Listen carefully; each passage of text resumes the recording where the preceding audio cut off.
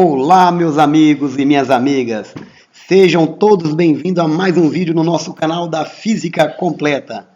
No vídeo de hoje nós iremos falar sobre a cinemática, ponto material e corpo extenso. Mas antes de nós prosseguirmos, moçada, não esqueça aí de acionar o sininho, dar o seu like e compartilhar.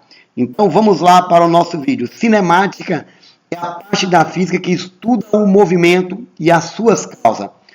Então nós vamos falar sobre o ponto material e corpo extenso. Então o ponto material é todo corpo cujas dimensões não interferem no estudo de um determinado fenômeno. Então o exemplo que nós estamos dando aqui é essa embarcação no grande oceano.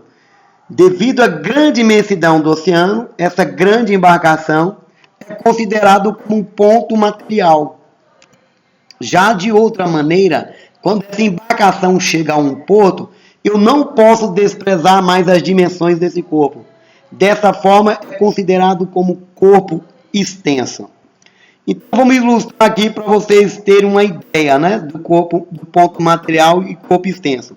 Veja essa folhinha aqui. Para essa grande caminhonete, essa folhinha é considerada como um ponto material. Mas se eu for para esse contexto aqui, para a formiguinha, a folha já não é mais um ponto material, é um corpo o quê? Extenso. Então, espero que vocês tenham entendido aí a diferença entre ponto material e corpo extenso. Então, depende do referencial para eu falar se o corpo é extenso ou ponto material. Então, ponto material é todo o corpo cujas dimensões podem ser desprezadas para o estudo de um determinado fenômeno. Já o corpo extenso é todo o corpo cujas dimensões não podem ser desprezadas. Vamos falar um pouco sobre o deslocamento e caminho percorrido. Muitas das vezes as pessoas pensam que deslocamento e caminho percorrido é igual, e na verdade não é. Só serão iguais deslocamento e caminho percorrido quando a trajetória for uma reta. Nesse caso, o deslocamento e caminho percorrido serão iguais. Somente nesse caso. Ou seja, vamos dar uma ilustração. Seja um coelho que partindo do ponto A, passa pelo ponto BC e D, onde ele vai parar. Então, vamos fazer a trajetória aqui. Então, ele está saindo de A e está indo para o ponto B. Então, o ponto de partida dele é o ponto A. Então, ele percorre uma distância de 10 metros, de A para B. E de B, ele vai para C, percorrendo uma distância de 6 metros. E de C, ele vai para D, aonde ele para. É a chegada dele. Então, o caminho percorrido, ele vai depender da trajetória.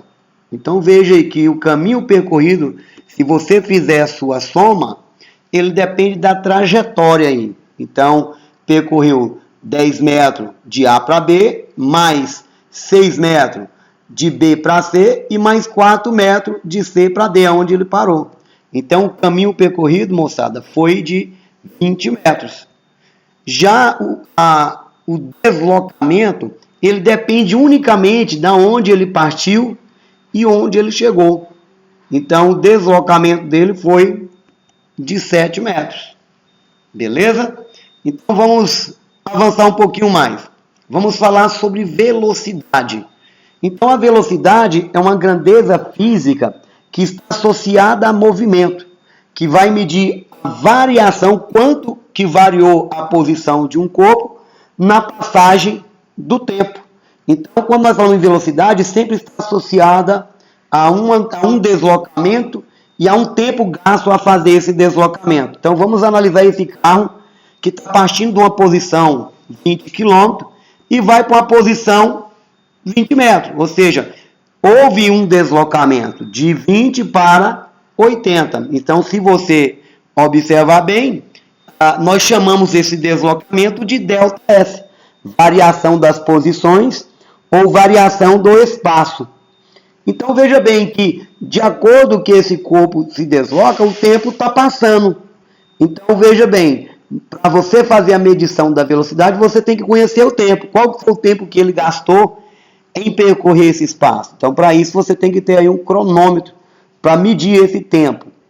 Então, vamos supor que você zerou o seu cronômetro, como está zerado aqui, e notou que quando ele partiu do marco 20, chegou no marco 80 e tenha gastado nessa trajetória 2 horas.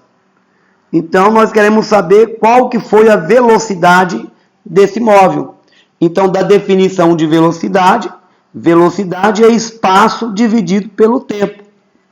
Espaço dividido pelo tempo, nós temos que ΔT, variação de tempo, que é tempo final menos tempo inicial. Pelo mesmo raciocínio, ΔS é posição final menos posição inicial. Fazendo esse cálculo e substituindo na fórmula, nós temos 80 km menos 20 km.